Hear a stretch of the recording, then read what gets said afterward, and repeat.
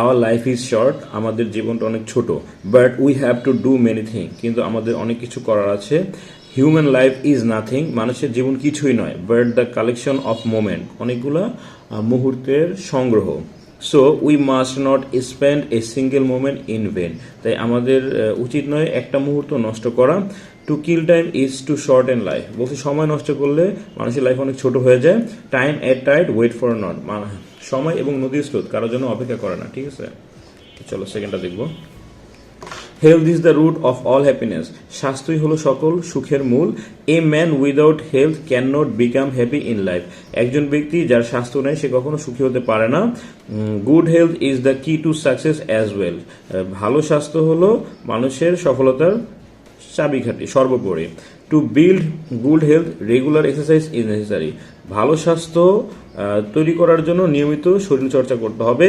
Along with this a balance diet, এবং সুষম খাবারও খাইতে হবে। And some fruits and roots are also necessary, এবং কিছু ফল এবং সবজি এগুলো অনেক প্রয়োজন। No person can be happy without friends, কোনো ব্যক্তি বন্ধু ছাড়া সুখী নয়।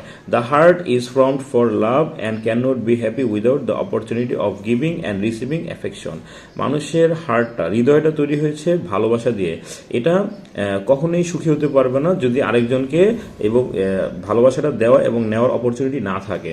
But you also can not find others to love you unless you love them, আপনি এমন কাউকে খুঁজে পাবেন না যাকে আপনি ভালোবাসা না দিলে সে আপনাকে ভালোবাসা দিবে।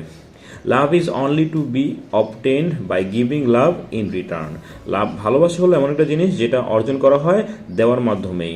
You can not be happy without it, আপনি কখনোই ভালোবাসা ছাড়া সুখী অনুভব করতে পারবেন না।